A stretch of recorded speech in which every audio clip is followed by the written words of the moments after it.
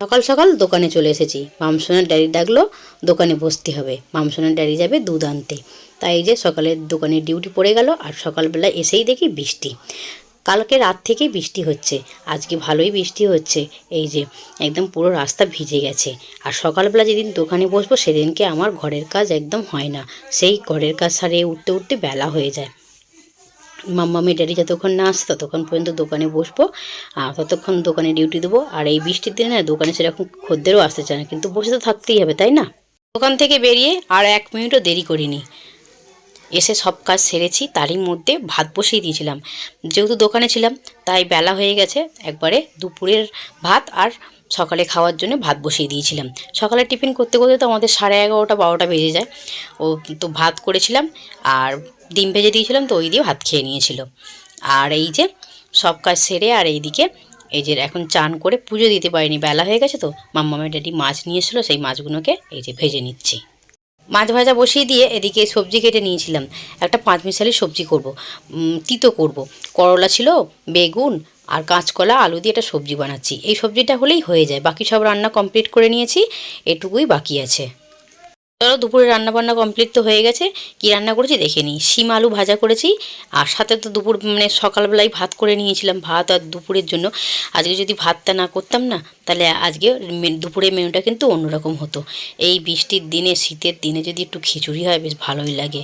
বাবু আমি খিচুড়ি খেতে ভীষণ ভালোবাসলো, কিন্তু মামসোনার ড্যাডি আর মাম ভালোবাসে না। আজকে মামসোনার ড্যাডির পছন্দের এই যে তিতো বানিয়েছি, আর সাথে রয়েছে তেলাপিয়া মাছের তেল ঝাল। যদি খিচুড়ি হতো বেশ ভালোই লাগতো। চলো এই দিয়ে দুপুরের খাওয়া দাওয়াটা কমপ্লিট করি।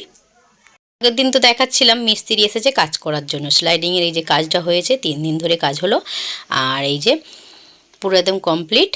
আর এদিকে তালা দেওয়া হয়ে গেছে, মানে পেছনে একটা রুম আছে, ওটা আলাদাভাবে ভাড়া রয়েছে। আর এইটা একটা আলাদা পার্টিশন দিয়ে ভাড়া, মানে দুজন নিয়েছে, তাই জন্য তালা দেওয়া রয়েছে। আর এই যে কাজটাও হয়ে গেছে কমপ্লিট, পরে ওপর ঘরেও হবে। সকাল থেকে যেহেতু বৃষ্টি হচ্ছিল, তাই জন্য না দোকানে আজকে সেরকম লোকজন নেই। সন্ধেবেলা দিকে বৃষ্টিটা কমে গেলেও কিন্তু লোকজন কম, ওই একটা একটা করে লোকজন আসছে। মাম্মামের ড্যাডি একাই সামলে নিচ্ছে দোকানটাকে। আর আমি একটু রেস্ট করছিলাম। তারপর আমার একটা বান্ধবী এসেছিলো, একটু গল্প টল্প করলাম তার সাথে। সে বাড়ি গেল আর আমি এই যে দোকানে এসেছি।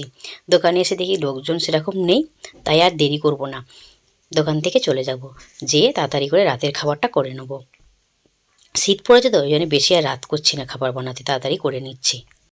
ঘরে এসে দেখি এই যে মামসোনা আঁকতে বসেছে। আজকে মামসোনার আঁকা ক্লাস ছিল, আঁকা ক্লাসটা যেতে পারলো না। তার সাথে সাথে আজকে নাচের ক্লাসও থাকে। আজকে নাচের ক্লাস নয়, আজকে বসিরহাট স্বাস্থ্য মেলায় একটা পারফরমেন্স ছিল, কিন্তু মামসোনা এটা করতে পারলো না। এই যে তার কারণটা হচ্ছে মামসোনা কালকে সিঁড়ি দিয়ে নামতে গিয়ে এই যে পড়ে গিয়ে পাটা ছড়ে ফেলেছিল। আর ব্যথা বলে আঁকতেও যেতে পারলো না, আর পারফরমেন্সটাও করতে পারলো না। চলো ও বসে বসে আঁকা করুক, আর আমিও আজকের মতো এখানেই বিদায় নিচ্ছি। সকলেই ভালো থেকো, সুস্থ থেকো, সাবধানে থেকো।